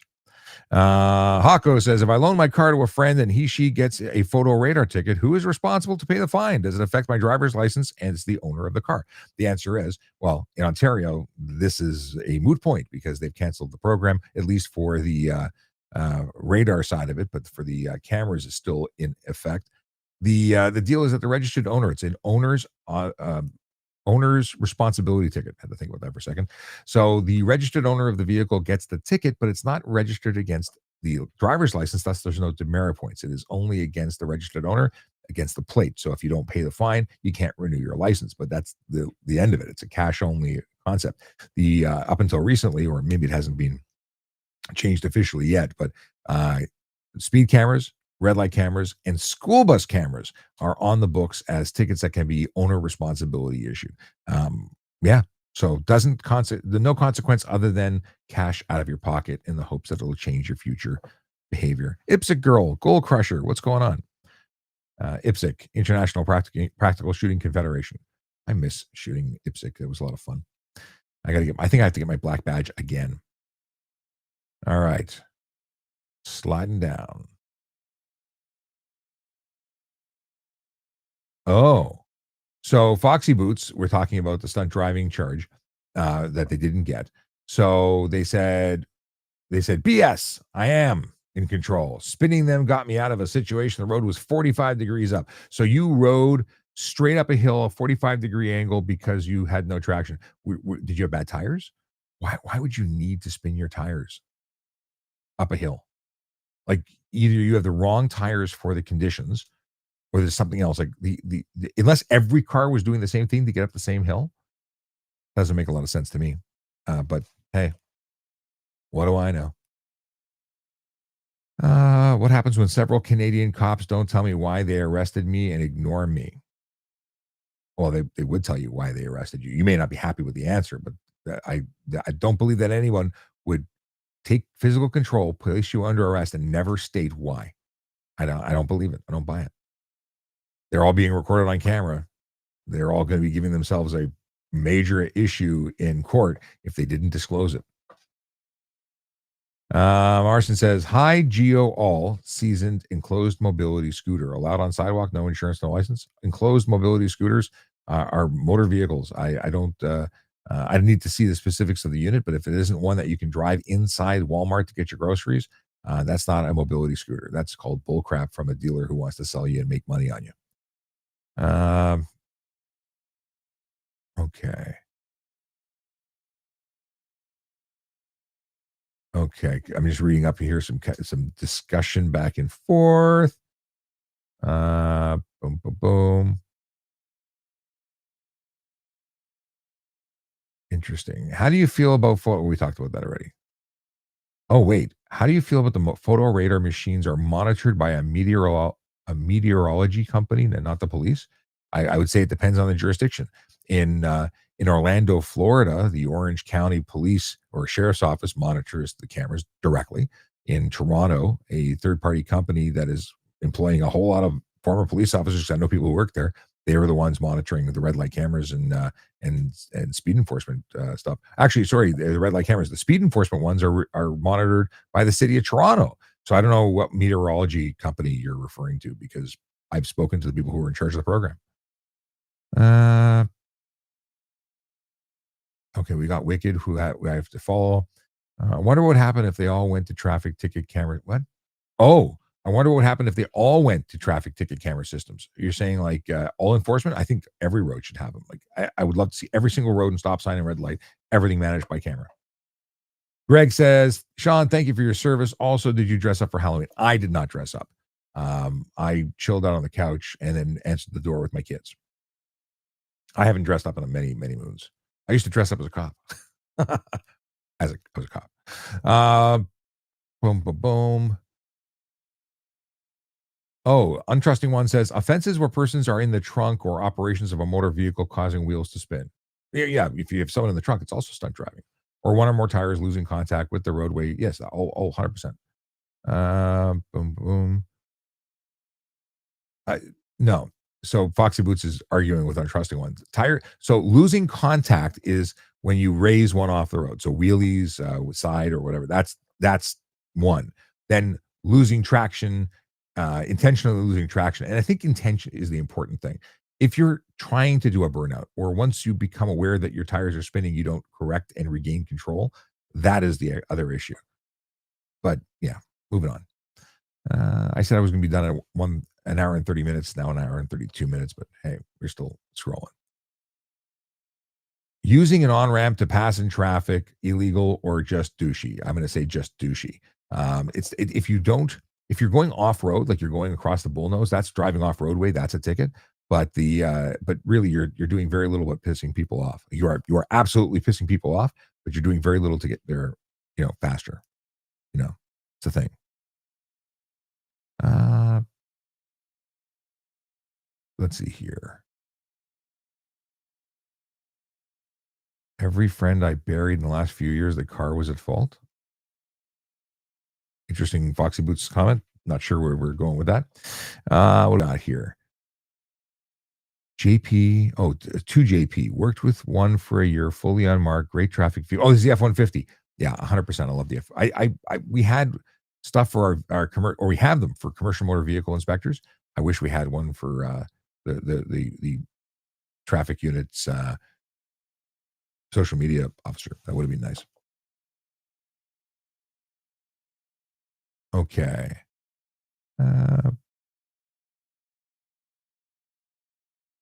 Wow, Foxy Boots. Okay, I'm skipping that one. How long does an offer have to, an officer, how long does an officer have to file a ticket? Generally, it's 7 days. It has to be filed. It's electronically filed. It's instantaneous now. And if you're talking about, and certain charges, depending on what act it's under, like for insurance, is 3 years. CN, what about the fact that TPS has to pay for the tickets they get even when they're on a call? They have to pay for tickets? What do you mean? Tickets, so automated enforcement tickets get canceled if a police officer was on a call. So they don't, I'm not aware of them paying for any tickets. I think as far as I know, they're all canceled. But if you got a speeding ticket and you weren't on call, didn't have a justified reason, you were cooked. You were getting documented. I don't know if they had to pay for it. Okay.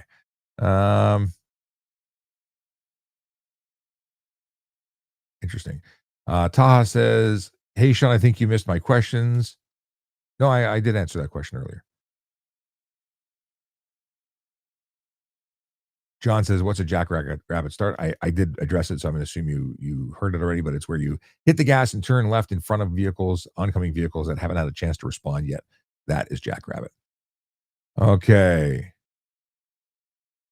I was driving. Oh, Preet says, "Sir, I was driving with a suspended license in Saskatchewan. The officer didn't give me a ticket and told me to go to court. I will plead guilty for my offense. What can I do?" Sorry. You were driving with a suspended license in Saskatchewan. The officer didn't give you a ticket and told you to go to court.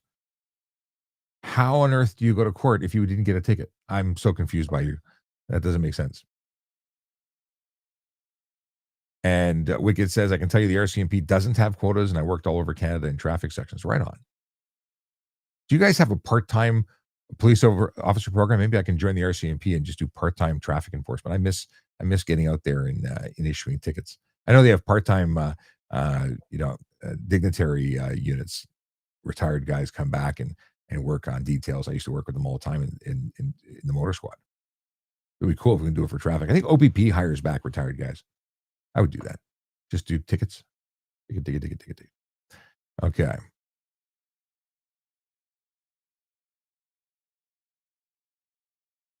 Oh, David says, "From my understanding, the reason Ford got rid of Photo Radar is they were issuing tickets for 5 over." I'm not aware of that. In Toronto, it was about 8 to 10 over, and 5 over is still speeding. So I don't really have an issue with them getting a ticket, because 5 over, the amount of money for that ticket, what's the calculator on this? $40? Like it's not. It's not a tremendous amount of money, but it is something you're actually responsible for. You're not supposed to speed. It's funny how that works. So 5 over is 27.50. If you were in a school safety zone, it would be $40, which is what it would be. So $40 for 5 over. What's wrong with that? Username BG says, "You don't look 6'5". How could you possibly determine?" I'm sitting down and you're seeing from from here to here. I don't look. One of the biggest things that happens, or the number one thing that happens when I show up in person, is people have no idea who I am, which is great. And I start speaking, and they look at me and they go, "Oh my god," and they recognize me, but they don't realize like when I'm towering over them, they're like, "You don't look that big on screen." Okay, I guess I don't look 6'5". Anyway, when I'm sitting down in front of a camera. All right. What is this? Hilk City says, "Hi, Sean. I wanted to know for so," but then I don't see what else they asked. When the opposing side has the advanced left, can you make a when the opposing side has an advanced left, can you make a right turn if there's two lanes? Yes. They have the ability to make their turn, but you can make the right turn on a red if you've come to a complete stop. If it's not prohibited by sign or local law, then you could if it's safe. Uh, okay. Oh, Helk City says, "I wanted to know if police can overturn tickets for traffic offenses in Ontario. If police can overturn them, how do you mean? Like, if you get a ticket by the police officer and you want to have it withdrawn, can the police officer do it, or do you mean when police get tickets? I'm not picking up what you mean." And Tracy asked the same question for clarification. You, and then they confirm by saying, "Yes, I'm going to cancel them." They can withdraw them if there was reason to. Once they've been issued, if they found, like, I had a situation where I issued a car. It was a Subaru. That's the only thing I remember. I issued them a ticket for something, and then in further investigation, because I continued looking at it after I issued it, I was wrong. I filed a piece of paper to the courts. I had to get authorization from my sergeant and possibly my staff sergeant, and I then went to the guy's house and said, "I issued this. I was wrong. I'm withdrawing it." I did that. Bambino says, "If there's a written mistake on the ticket, is it automatically dismissed or just a myth?" Nothing is automatic. If there's a major issue with it, a major issue, then you can make an application to have it dismissed, or if they recognize that they might have it withdrawn. Automatic, I don't think there's anything automatic. Someone has to be made aware of it, but it may result in it being ticket being withdrawn. Are crisis negotiators police or a separate profession? Um, they're it's a position under the tactical team, under the emergency task force. They have negotiators. Okay. Oh, Chavoy says, "Can you touch on impaired driving? Why it's worse to refuse the breath test?"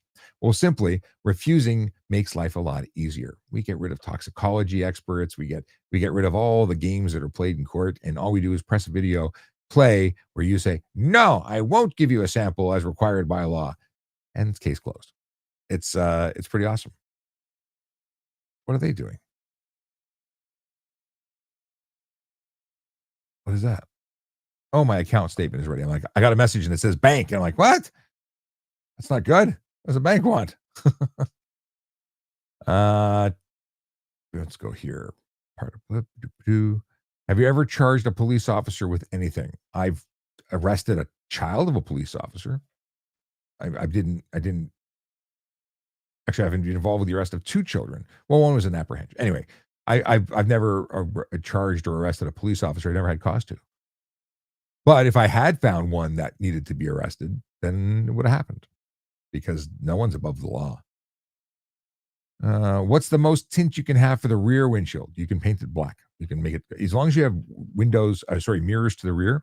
You have a clear view to the rear by way of mirror. The one that's in the rear view, like think about a truck. There is no rear window. You could paint it solid. Uh, Corn says, "My wife doesn't love me anymore. What's the best traffic infringement should I commit to feel?" What?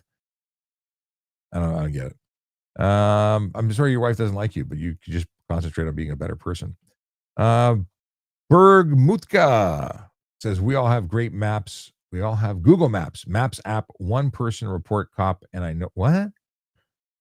We all have Google. Oh, you're saying when you're in, you're reporting police officers' locations through social media networking like ways. Yeah, we get it. I used to love it. When I would get alerted by my own phone that I was there, I would just report that I wasn't there.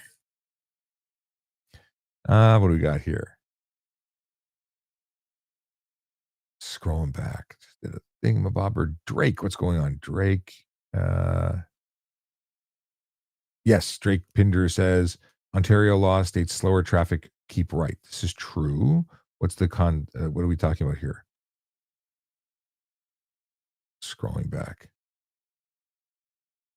Drake Pinder says stunt driving is such a joke. I got arrested last year, and the person that caught me was your buddy, Constable Brian. Okay. I don't get it. You got arrested and you're proud of it? I'm not picking up what you're putting down. So you got arrested, and then what's the point? You're a terrible driver? Brandon says no law regarding bald tires. However, if you get there is a law. It's called you're required to have proper tires. Bald tires are not proper tires. You are incorrect.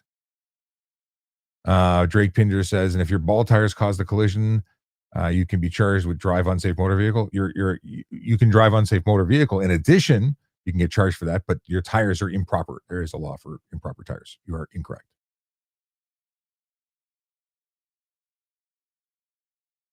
And yes, it's an unsafe vehicle with bald tires. I like that Drake Pinder is arguing with a police officer. Yeah, I'm pretty sure that they're a police officer. At very least, yeah. Um, Drake says, "I'm in BC and stop my digression." Oh, that's the officer. Gotcha. And my stop my discretion. Yes, yes, it is. Yeah. Anyway, I love these dialogues when people argue with others, not knowing who they are and what their qualifications are. Let's see here. Why are the tint laws still in place when states that don't have the law don't have an increase in harm to office? It's not about harm. It's not. I won't say it's not. I don't know where you're getting your stats. So they're making an allegation that tint laws are to protect police officers and vehicle stops. It's way more than that. It is about being able to see outside of your vehicle, about having nonverbal communication, which means eye contact between the driver, pedestrian, driver, and driver, etc. It's unsafe. It's absolutely unsafe. It's not just about police officers. You cannot identify people with or without. What are you talking about? Copy 444. You cannot identify visually someone you cannot see. So what are you talking about? Where does it go? Toronto uses Redflex traffic systems for photo radar. I have beaten the one I got. That's from David Epstein. They use so maybe for facilitating the equipment, but the actual oversight is human beings who verify the information. At least that's my understanding. And if I'm wrong, then let's check out what Redflex traffic systems the company does. Okay, but I know someone who works for that whatever entity that reviews it for the city. But I thought it was the city. So I may be wrong. Now I want to call him and find out the details. I have his number. We'll find out. C. Spartan says, can you request a blood draw instead of a breathalyzer without being arrested? No. You don't get to choose. The only time blood draw is going to happen is if you're incapacitated and cannot provide incapacitated or through other means, like someone who had their face smashed in a collision or is being sedated or is going into surgery. They'll draw blood, but you don't just say take my blood instead of providing breath. No. Why do so many people break the law and blame the person who tickets them? That's from my brother from another mother, because they don't like taking responsibility for their actions, and it's pretty pathetic, isn't it? It's always the cop who gives the ticket that makes them that's at fault for their poor choices behind the wheel. And Tracy says because they've never been told no and refuse to take ownership. Absolutely. Randy Matthews says, you're retired? No wonder I don't see you on my feed anymore. Well, you follow me here because I've been doing this for over a year on this channel since leaving the Toronto Police.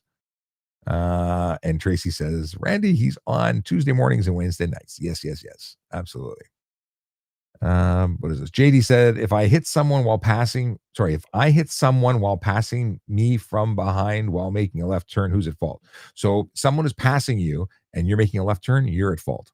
Sounds crazy, I know, but you're making a left and it's your responsibility to ensure that turn can be completed in safety. And if they're overtaking you, and you're still responsible for changing lanes and causing the collision or making the turn. Okay. VPD, we gotta have you. We gotta have you join the live stream. You want to do that? You should do that. We need coppers on the channel. Okay, Oh, wait. Here's Robin. A few days ago, a cop pulled me over and used racist comments. Can I do something? Make a complaint. Absolutely. If someone was racist against you, you or used racism and unprofessional behavior, make a complaint. Absolutely. It's on camera. Hopefully it's recorded. Yeah.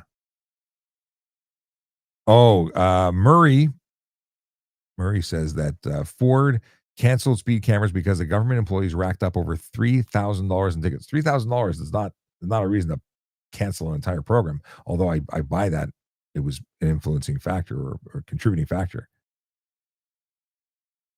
What is this one going on? Hang on. So let me scroll back because I see it also, but I don't see the original. Oh, hang on. I missed a whole bunch of stuff here. What do I think? This is from Breach Blocked. What do you think about bringing in traffic schools and an alternate to demerit points for certain offenses? I think, well, there is a traffic school to some degree, but I think that is a good thing. If you are being forced to attend education, I'll teach that course happily. Yes. In fact, I think I should start a driving school just to talk to people who have been convicted of certain things. Go see Sean. That would be punishment enough, right? Stephen Bell says, I don't think that if you own a home and someone comes into your home with force that they're not that they what is this? Let me read this one more time. I don't think that if you own a home and someone comes into your home with force and they are not cops, you can get arrested for defending your home. I think that's stupid. Yes. If someone breaks into my home and I use force, which you're absolutely allowed to do, to defend yourself for the life of another, you can use force. You can even use lethal force if need be, but it is risky. And you may be arrested because they want to figure out what happened. And sometimes you use excessive force, which you are, of course, criminally responsible for. What is this? We talked about this one already, but I missed the other. What is this? What if a speed camera catches a car doing stunt driving speed? Is it just a fine, or do you track the license plate, location, and arrest the entire family, including 5-year-old Billy? No mercy for Billy. It is a different ticket that's issued. It's actually a part 3, but it's happened, and somebody won against it or had it dismissed for another reason. Okay, let's go to Robin. And they said, he put my vehicle on inspection and said, your tires are not safe. When I said, what's wrong? He said, it is not safe. And an inspection mechanic found nothing. Okay. Um, I don't know why that comment got through, but none of the others did. So I don't know what to tell you because I don't know what else you said. So we'll leave it at that. Listen, it has been a slice, but it's been an hour and 49 minutes, and I need to take a break and do some other stuff. Do me a favor, C8911 GTS, send me a message. I'll reach out and I'll tell you how we can do it. No worries, JD, about the double question. Timbit says, when you get stop and you don't have ownership and insurance, I was bring my classic back from getting. So Timbit wants to know about what happens when you get stopped and you don't have your documents. What happens is you get a ticket. If you can't surrender your license, ownership, and insurance upon demand of a police officer, you're going to get a ticket. Okay. R12 Gaming says, hey, Sean, would you like to what is this? Hey, Sean, would you like to see us adopt a system of annual car inspections for roadworthiness? Yes. I think that would be actually excellent. There's a lot of vehicles that should not need you should not need to wait till you get. It's terrible. I read something else got thrown off, but yeah, I would love to see that. There's a lot of vehicles that shouldn't be on the road. RXSS says, can cops search any vehicle? There's rules to search. You can't just walk up and say, I want to see inside this. They can ask to search any vehicle, and if you say yes, then they can search it because you gave them permission. But then there's search incident to arrest, and there's search for inventory search, like in an impaired driving situation when someone's vehicle is going to be impounded. So there's different reasons for different stuff. Okay, and I'm glad that we're already friends on here. I will message you. That's to C89. Okay, cool. I am. Oh, Noah says favorite challenge coin from my career. Favorite challenge coin from my career. I have so many. I have a rack of them behind. I used to design and make them for other police services. I like the one for. Do I have it here? I've shown some on screen before, but I like the Motor Squad level 3 coin that I earned, even though I designed it. Anyway, I'm out of here. It is the button pressed. I can't go back now. Can't talk about other stuff. Yeah. It's been a good day. I had a lot of fun. I'll be back tomorrow night, 9 p.m. You can join me again if you got time. We'll do it again. Maybe we'll have some fine folks from police services who want to join us. If you're a copper and you're wanting to watch the show, if you know a copper who might be great on the show, send them a message and tell them to call me. As Tracy says, bye. Oh no, do I have to stop this again? I had jokes that I didn't read. Hang on. Go to my pin jokes. Dad joke. What did the grape say when the elephant stepped on it? It gave a little whine. Where's my hi-hat? There's my hi-hat. I'll try it again. What did the grape say when the elephant stepped on it? It gave a little whine. Aha. Dad joke. Have you ever heard about the rising tensions between yogurt and penicillin? One side is probiotic, the other side is antibiotic. They're calling it a culture war. And a quote, traffic signals in New York are just rough guidelines. David Letterman. I don't like the statement, but it is his quote. So I can't say anything about it. All right. Really out of here this time. Ciao for now. Drive safe, drive sober. Don't park illegally.